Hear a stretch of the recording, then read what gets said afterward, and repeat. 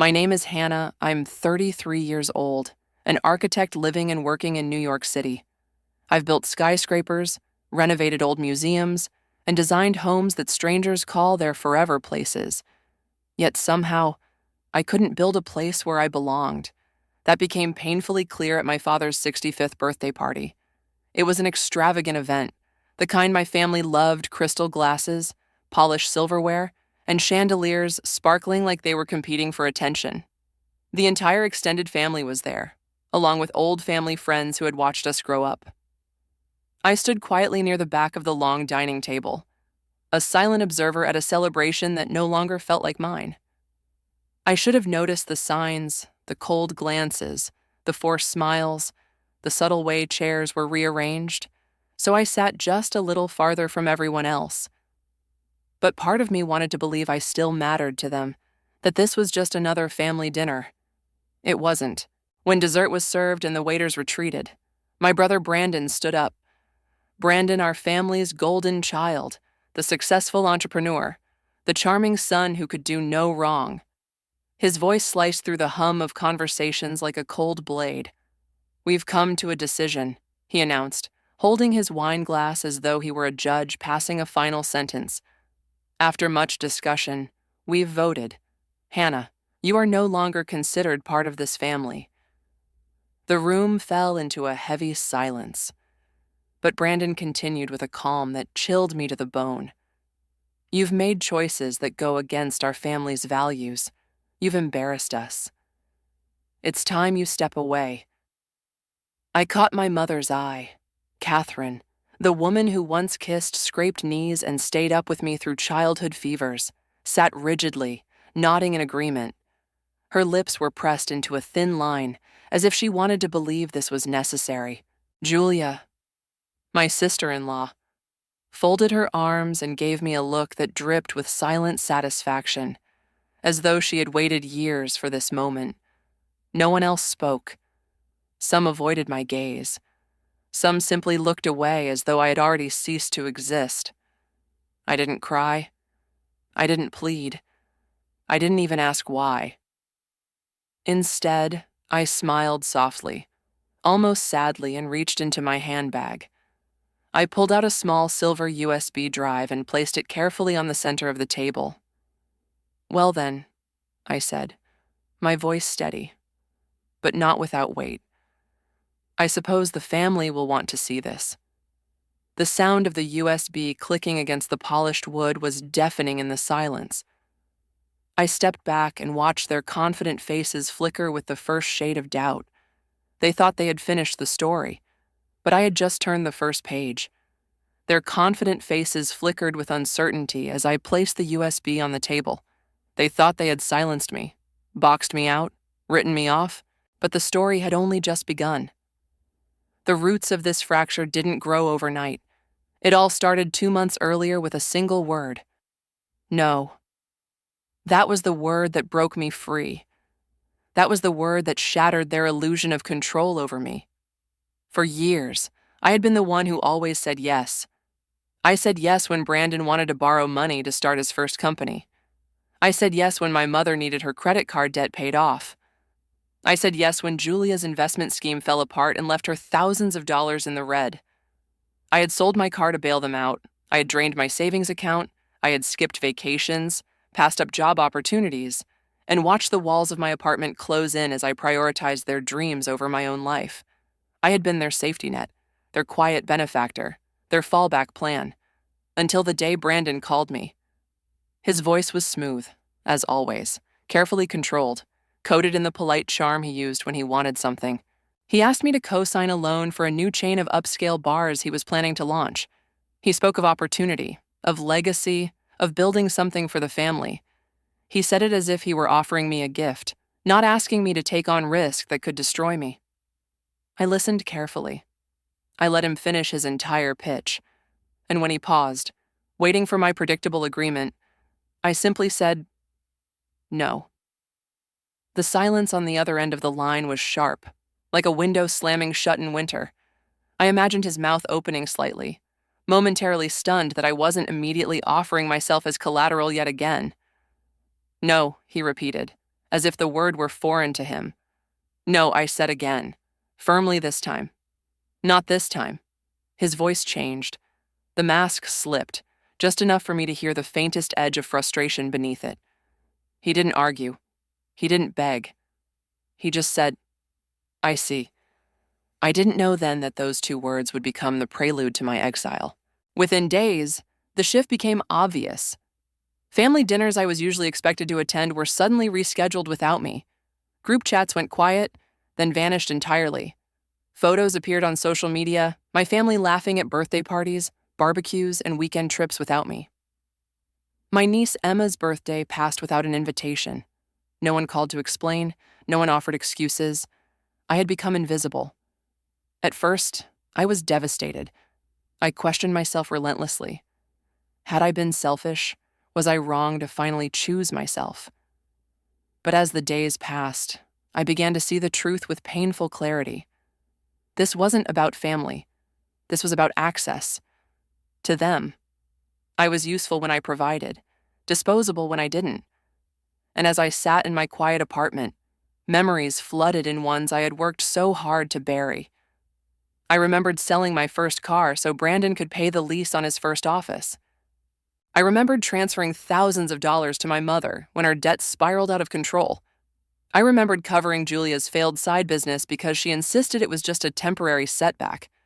I remembered wiring money at 2 a.m. when Brandon called in a panic about an unexpected expense. It added up to nearly $100,000. I knew the number because I finally forced myself to sit down and calculate it line by painful line, transaction by transaction. I had spent years writing checks in the name of love, in the name of loyalty, in the desperate hope that one day they would see me, not just the money I could provide. But the final break didn't come from the money. It came from a text message I was never supposed to see. One evening, while helping Julia set up her new laptop during a family brunch, one of the last I was still invited to, I noticed Brandon's name flash on the screen. The preview of the message was short, but unmistakable. "Don't worry, she'll cave. Hannah's too easy to manipulate." Before I could react, Julia quickly closed the screen and mumbled something about needing to step away. But the damage was already done. I saw the message again that night when I asked to borrow her phone to call for a cab. The text was still there, along with another, "She's practically a walking ATM." My hands trembled, but I took a photo of the screen before Julia returned. She never knew I saw it. She never knew I kept it. But I did. It was in that moment I realized I had been nothing more than a resource to them. Not a sister, not a daughter. Just a bank with a beating heart. That was when something inside me broke, but not in the way they expected. It didn't break into weakness. It broke into resolve.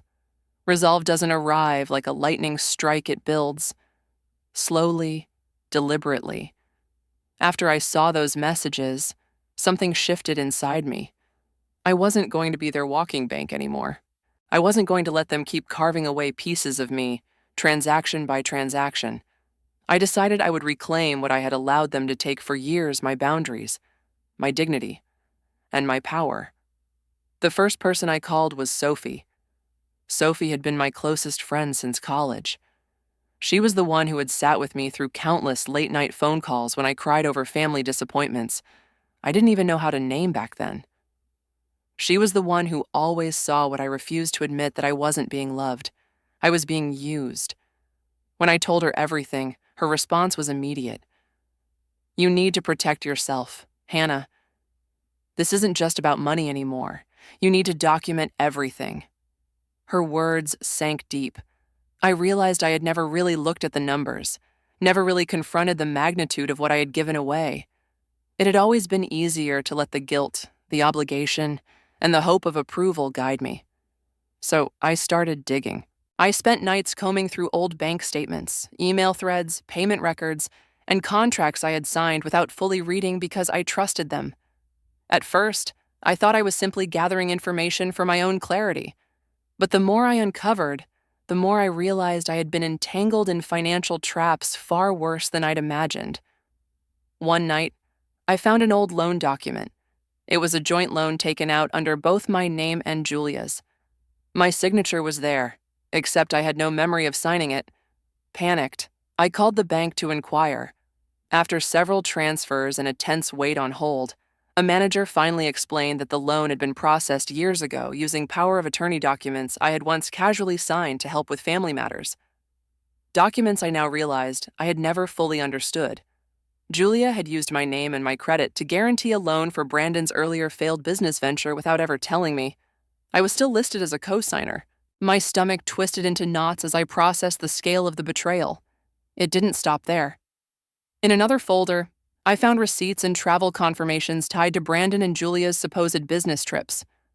One in particular stood out: a 5-day stay at an exclusive hotel in Chicago, paid entirely with my credit card, supposedly for a corporate event. But the hotel charges told a different story. Room service for 2, spa packages for couples, and a name that didn't belong to anyone in our family: David. The hotel concierge confirmed it when I called, pretending to verify a billing issue. David had been registered as Julia's guest for the entire stay. It was never a business trip. I printed everything: emails, text screenshots, bank statements, hotel folios, all of it. I carefully organized every file, every receipt, and every damning detail onto a USB drive. The physical weight of it was nothing, but the emotional weight was suffocating.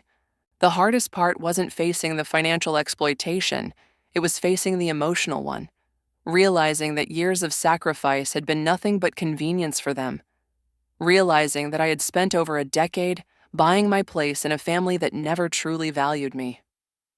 I remember sitting at my kitchen table late one night, USB in hand, tears slipping down my cheeks, not out of sadness, but out of exhaustion. I wasn't grieving them. I was grieving the version of myself that had believed their love was unconditional. That night, I called a lawyer. The meeting was cold, professional, and efficient. I explained my situation, and she listened without surprise, like she had heard stories like mine before. She told me exactly what steps I needed to take: revoke all power of attorney documents, formally withdraw from financial entanglements, and prepare to sever all legal obligations that tied me to them. I followed her instructions meticulously. I drafted the necessary letters. I closed joint accounts.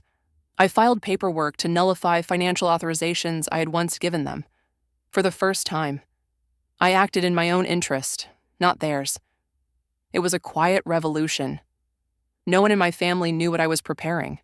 They still believed they controlled the narrative. They still believed they could dismiss me without consequence. But I wasn't their silent benefactor anymore. I was something they never expected prepared.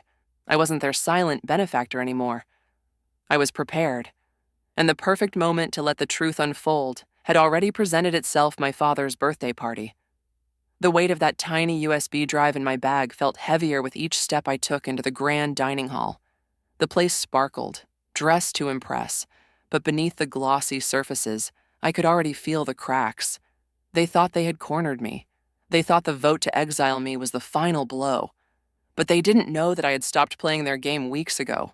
When I calmly placed the USB on the table, I saw Brandon's smirk falter.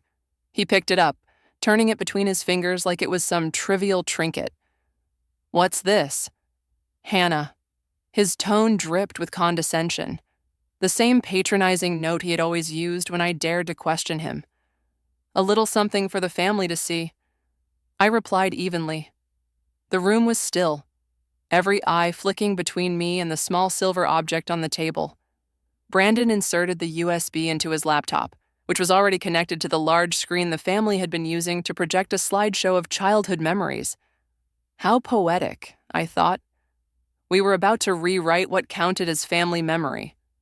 The first file autoplayed a simple spreadsheet, rows and rows of dates, transactions, amounts, every dollar I had sent, every debt I had paid, every loan I had covered, carefully labeled recipients, the reasons, the outcomes.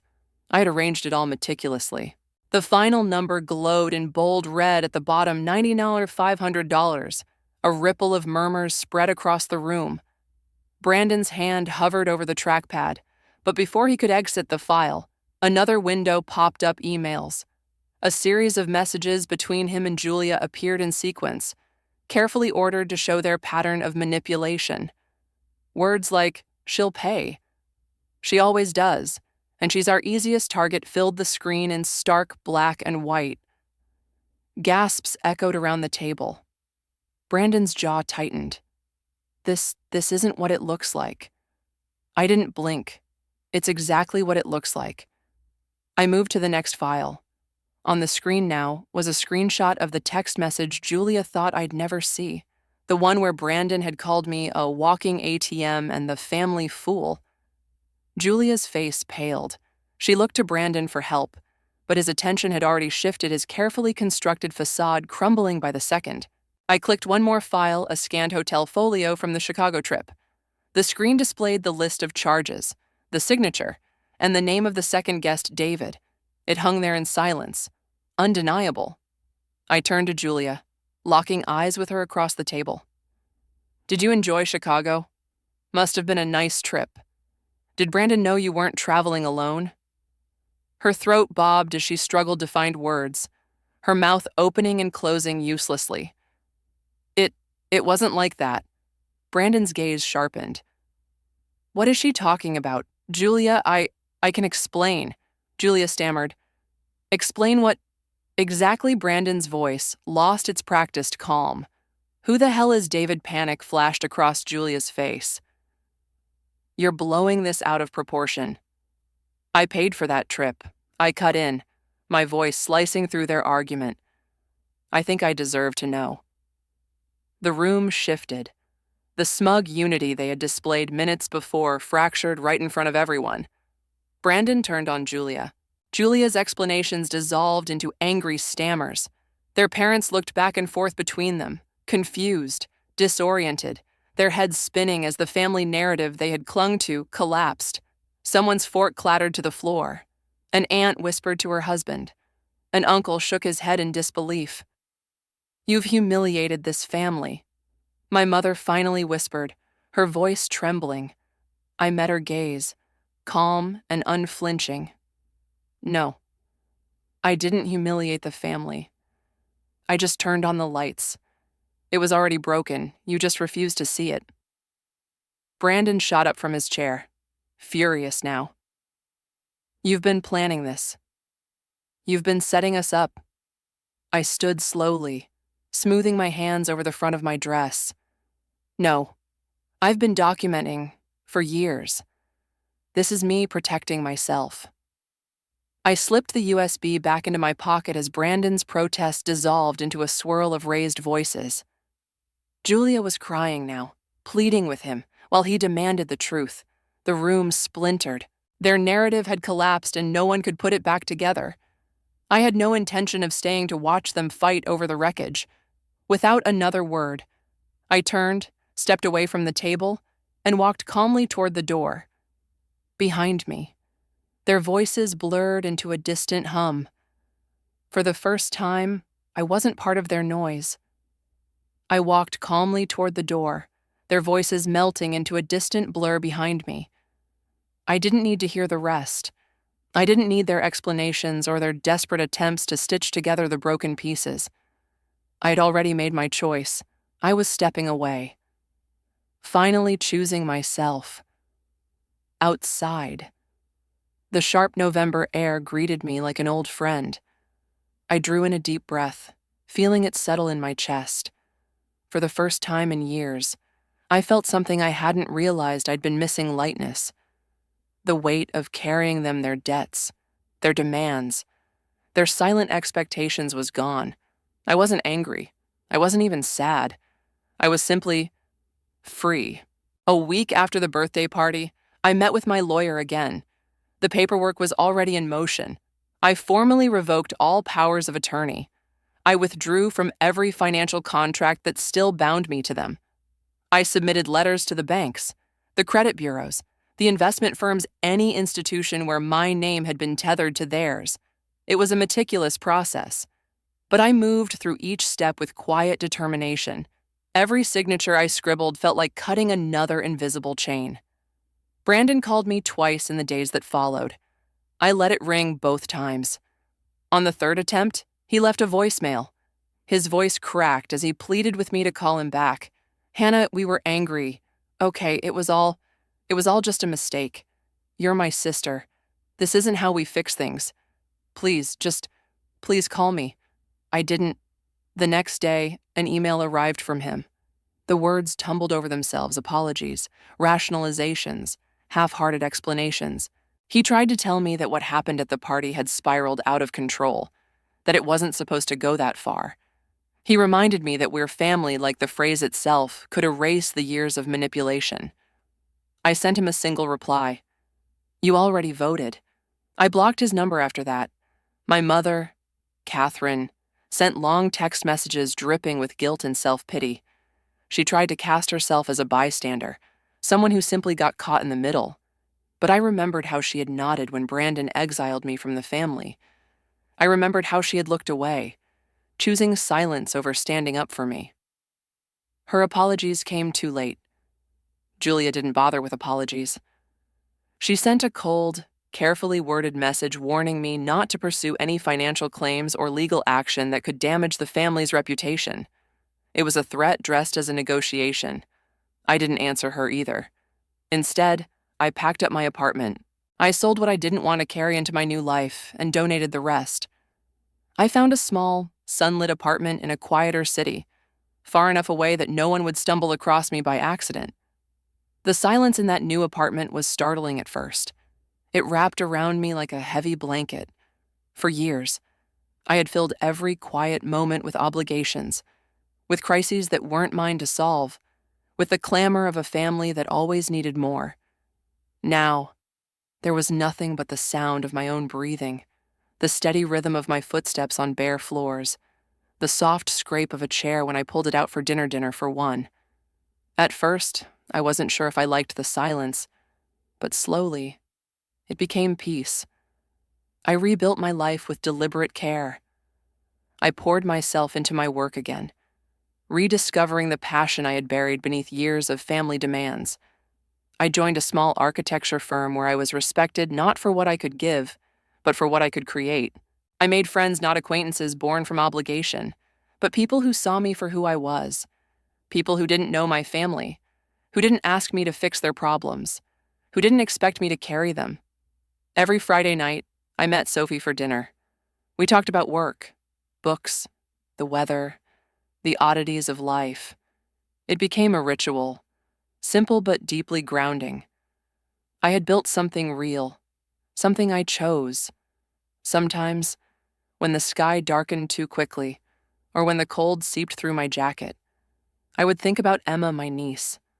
I missed her. I probably always would. But I also knew that staying for her would have meant sacrificing myself, and I had finally decided I was worth saving. The calls and messages from my family eventually stopped. Whether they gave up or moved on, I didn't know. I didn't need to know. What mattered was this. I had finally stepped out of their shadow. I had finally chosen to live a life that belonged entirely to me. The calls eventually stopped. The messages faded into silence. I no longer checked my phone expecting another apology or another veiled threat. I had already left. I had already chosen a life that no longer required their approval. In the weeks that followed, I settled into the gentle rhythm of my new life. There were no obligations pulling at my sleeves, no debts to repay, no expectations looming over me. For the first time, my life belonged solely to me. I found comfort in simplicity. Morning walks to the cafe around the corner, the quiet hum of my workspace, evenings spent with a book and no interruptions.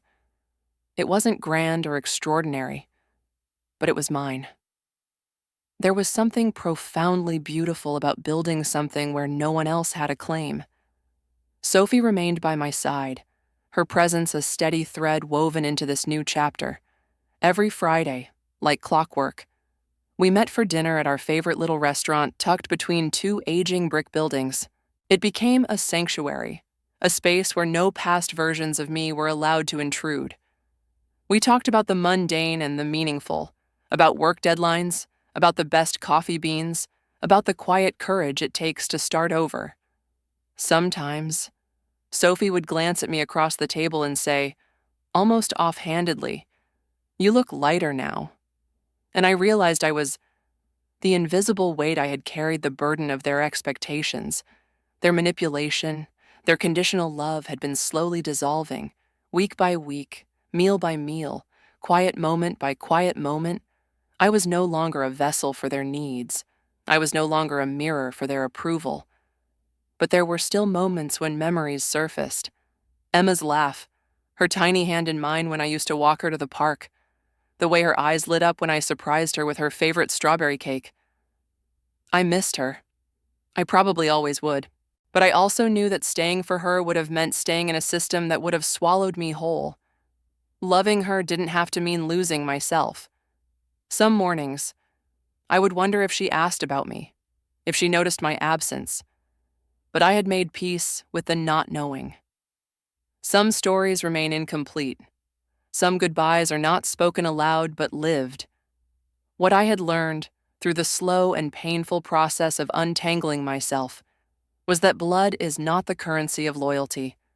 Family is not a title that guarantees kindness. It is not a shield for betrayal. Family is chosen. It is built. It is nurtured. It is Friday night dinners with Sophie, laughing over the smallest things. It is the quiet understanding between friends who stand beside you not because they owe you, not because you benefit them, but because they see you. It is the life I had finally crafted with my own hands, one boundary at a time. I stopped feeling the need to explain myself. I no longer rehearsed what I would say if they reached out again. I didn't need to justify my absence, my silence, or my distance. There was a time when I believed that love had to be earned, that I had to buy my place in their world through sacrifice, through self-erasure, through relentless giving. But now, I understood that love rooted in debt is not love at all. One morning, I stood in my small sunlit kitchen, pouring coffee into a new mug. It was plain white, no designs, no flowery quotes, no elaborate inscriptions, just my name, Hannah. Nothing else, no titles, no labels, no roles to perform. I cupped the mug in my hands, letting the warmth settle into my palms. I looked out the window at the quiet street, at the leaves skittering along the sidewalk, at the world moving forward. And I realized I no longer needed them to see me. I no longer needed to be chosen by those who had already cast me aside. My value had never lived in their acceptance. It had never resided in their recognition. It had always been mine. There was no grand declaration, no triumphant anthem, just a quiet certainty that I was enough, that I had always been enough.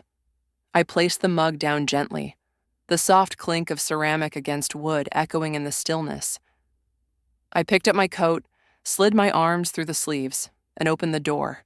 The air outside was crisp, alive. I stepped forward not to prove anything, not to chase anyone's approval, but simply because it was my next step. My life, my choice, my path. And as the door clicked shut behind me, I understood something I would carry with me always. True worth does not need to be acknowledged. Dignity can never be taken,